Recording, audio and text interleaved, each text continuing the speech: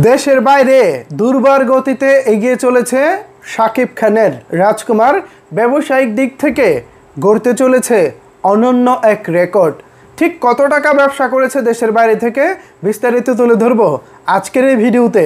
এছাড়াও এই ভিডিওতে থাকছে দরদ সিনেমার হিন্দি আপডেট। বিস্তারিত জানতে একটি লাইক দিয়ে সম্পূর্ণ ভিডিওটি দেখতে থাকুন। সম্ভব হলে ভিডিওটি বেশি বেশি করে শেয়ার করে সকলের মাঝে ছড়িয়ে দিন। ভিউয়ার্স, আজকে রাজকুমার সিনেমার বেশ কিছু আপডেট এসেছে। প্রথমে আমি আপনাদেরকে রাজকুমার সিনেমার দু তিনটা রিভিউ পড়ে শোনাতে চাই, যে রিভিউগুলো করেছেন এই সময়ের কিছু গুণীজন মানুষ। শুরুতে আপনাদেরকে একটি স্ক্রিনশট দেখাচ্ছি। এই স্ক্রিনশটটি হচ্ছে মনিরা মিঠু আপুর। আজকে ছোট পর্দা এবং বড় পর্দার অন্যতম জনপ্রিয় অভিনেত্রী মনিরা মিঠু আপু রাজকুমার দেখেছেন এবং তিনি এই রাজকুমার সিনেমা দেখে তার রিভিউতে বলেছেন, রাজকুমার দেখলাম, শাকিব খানের অভিনয়ে মুগ্ধ হয়ে গেলাম। ওনার অভিনয় দেখে বারবার চোখ ভিজে যাচ্ছিল। অভিনন্দন রাজকুমার টিমকে, মনিরা মিঠু অভিনেত্রী। কি দারুণভাবে শাকিব খানের অভিনয় এবং শাকিব খানের প্রশংসাটা করলেন।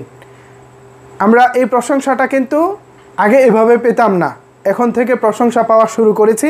আশা করি ভবিষ্যতে এই ধারা অব্যাহত থাকব। এরপরে আমার কাছে যে রিভিউটি রয়েছে, এই রিভিউটি করেছেন প্রিয়তমা সিনেমার ঈশ্বর গানের গায়ক, পাশাপাশি রাজকুমার সিনেমার মা গানের গায়ক। কে চিনতে পারছেন? একটু গেস করেন তো। চিনতে পারছেন ঠিকই, রিয়াদ ভাইয়ের কথা বলতেছি। কণ্ঠশিল্পী রিয়াদ ভাই, যিনি এর আগে ঈশ্বর এবং আমাদের রাজকুমার সিনেমায় মা গান গেয়েছেন। তিনি আজকে রাজকুমার স্টার সিনেপ্লেক্সে দেখেছেন। রাজকুমার সিনেমা দেখে তিনি বলেছেন, শাকিব ভাইয়া কি দুর্দান্ত পারফরমেন্সটাই না করেছেন, সত্যি অতুলনীয়। সমালোচকগণও প্রশংসা করতে বাধ্য। ওয়াও, দারুণ ব্যাপার তো। রাজকুমারে নিজেকে এক অনন্য শাকিব খান হিসেবে নিজেকে পরিচয় করিয়ে দিলেন তিনি। রাজকুমারে নিজেকে এক অনন্য শাকিব খান হিসেবে নিজেকে পরিচয় করিয়ে দিলেন তিনি। ওয়াও, দারুণ। প্রিয়তমা অসাধারণ ছিল, কিন্তু রাজকুমার প্রিয়তমার চেয়েও এগিয়ে। এটা হচ্ছে আমাদের রিয়াদ ভাইয়ের রিভিউ। তো দুটি গুণী মানুষের রিভিউ আমি আপনাদেরকে পড়ে শোনালাম।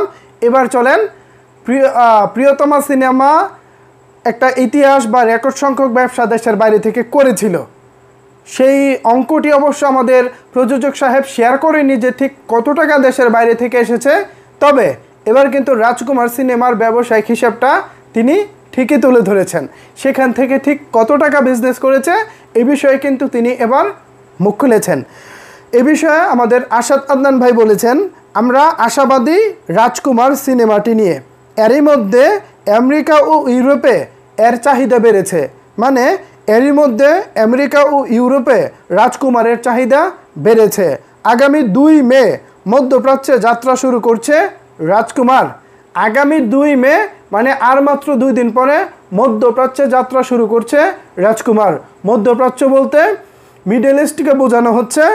সংযুক্ত আরব আমিরাত, মানে এর যে মেন সিটিগুলো আছে, অনেকে আরব আমিরাত চিনে না। মেন সিটিগুলো হচ্ছে দুবাই, আজমান এবং হচ্ছে আবুধাবি।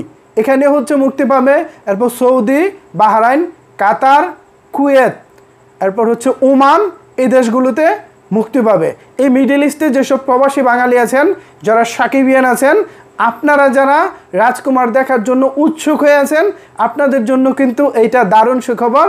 আপনার শহরে আগামী 2 মে আসছে রাজকুমার। এরপরে তিনি বলেছেন, তখন আয় আরও বেড়ে যাবে।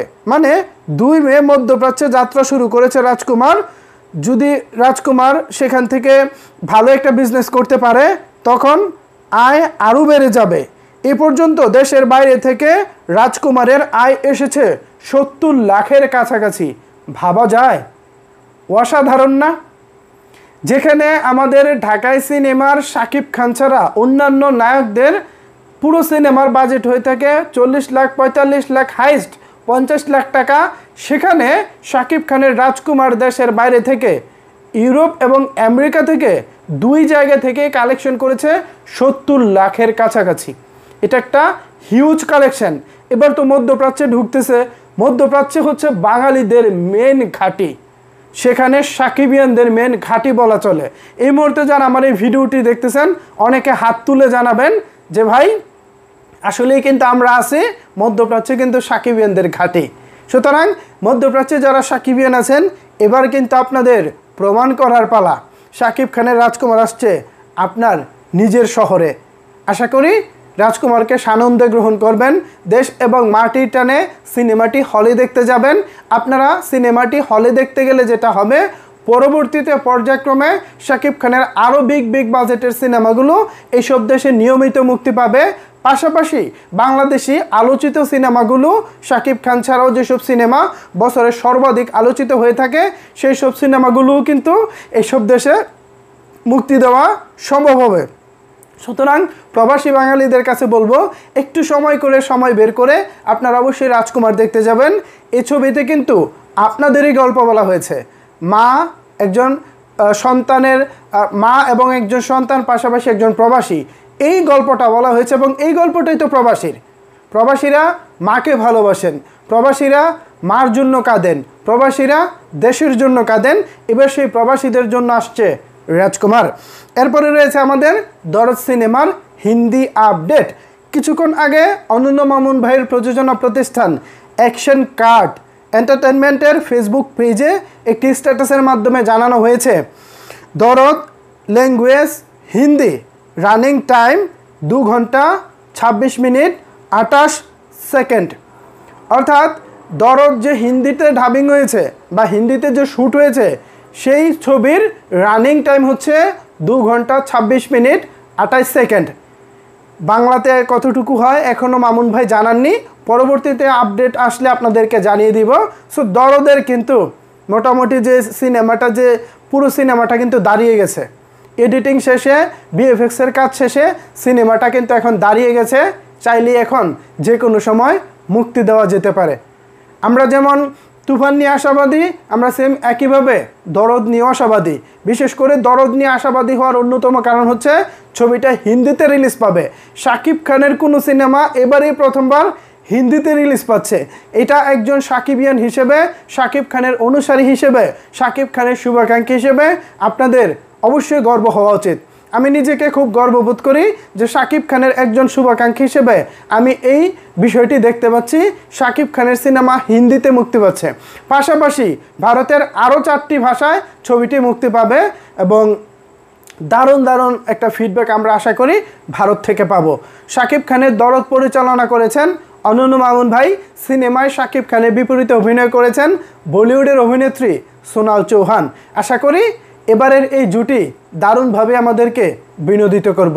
আর রাজকুমার সিনেমা পরিচালনা করেছেন আমাদের হিমেল আশরাফ ভাই। সিনেমাটির নায়িকা হিসেবে কেন্দ্রীয় চরিত্রে অভিনয় করেছেন শাকিব খানের পাশাপাশি আমেরিকান অভিনেত্রী কটনি কফি, পাশাপাশি আমাদের তারিক আনাম খান এবং আহমেদ শরীফ থেকে শুরু করে জাদ্রেল অভিনেতা অভিনেত্রীরা আমাদের এই রাজকুমারে কাজ করেছেন। আশা করি বিশ্বব্যাপী ভ্রমণে রাজকুমার আমাদের বাংলা সিনেমার ব্যবসায়িক ইতিহাসে অনন্য এক উচ্চতায় পৌঁছে দিবে, সেই আশা ব্যক্ত করি। সো ভিউয়ার্স, ওভারঅল এ বিষয়ে যদি আপনাদের কোনো কিছু বলার থাকে তাহলে অবশ্যই সেটি নিচের কমেন্ট বক্সে জানাতে পারেন। ধন্যবাদ সবাইকে সম্পূর্ণ ভিডিওটি দেখার জন্য।